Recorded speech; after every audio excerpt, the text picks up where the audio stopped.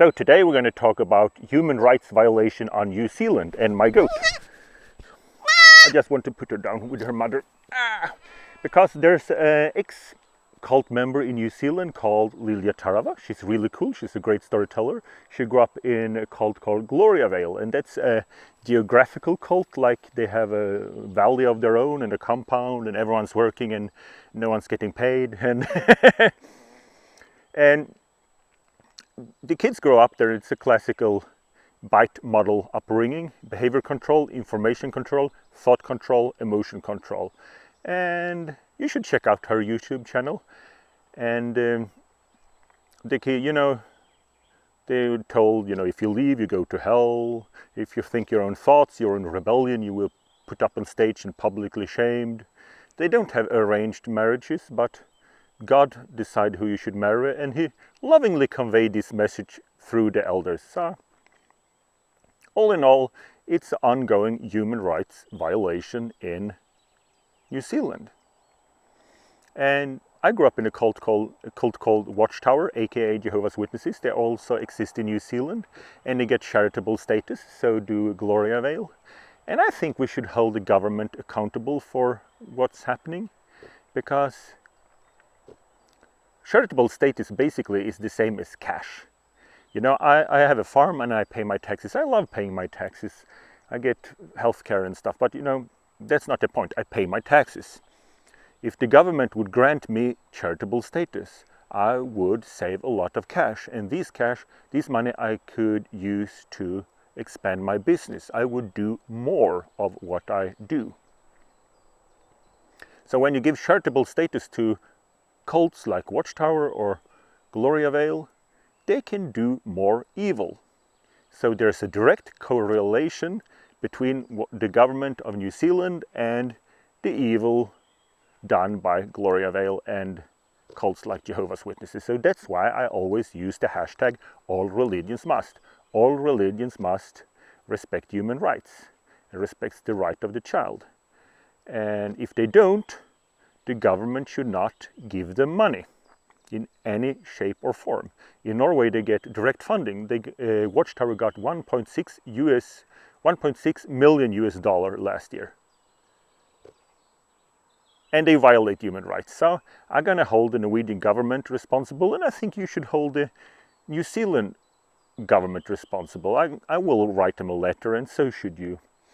And if you don't want to write a letter, you could support our campaign, Climb a Mountain, Save a Child. That's really easy. Just climb a mountain. You print a sign, you climb a mountain, you take a picture, and you post it online with hashtag allreligionsmust, hashtag protect every child, hashtag protect LDS children.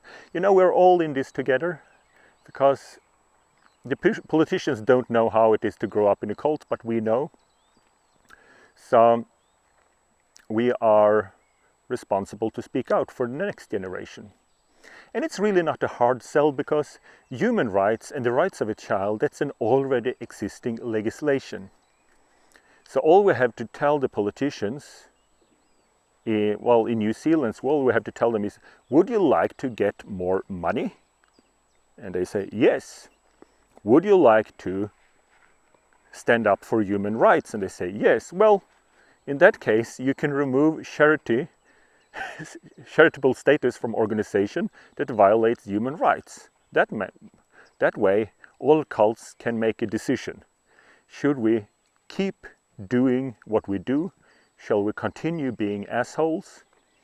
Or should we respect human rights for the first time in history and get the money they don't deserve? But at least it's a compromise. We can't remove the cults, but we can improve the cults. And the best motivation for these people are money. So I'm gonna find an address to the Charity Commission in New Zealand and write them a letter, and I will put the address in the description. Maybe you could do the same. If you don't want to do that, you could climb a mountain, or you could like and subscribe to this video. You could go to Lilia's YouTube channel. She's a really good storyteller, so it's fun to watch. Anyway, I watched her last interview, and she said she wanted a puppy. I don't have a puppy, but I do have a goat, because I found this goat today. it's a funny story. I saw the mother, she was cranky, and she was cranky, and I understand she had a kid without telling me. So I went out in the forest and I found the kid, and it's a nice little girl. So since I have no puppy, I will name this goat Lilia Tarawa, because we need one on each hemisphere. I always name my goats after my favorite ex-cult members or apostate. The next one will be called Amber Scora.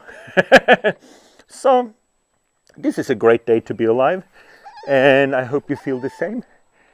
And we can all do something good with our experience of growing up in a cult and stand up for the next generation. So say hello to Lilia Tarawa. Say hello to the camera. Put her down to her mother. So please like and subscribe, and please hashtag allreligionsmust. We will keep the government responsible for what they're doing. So see you.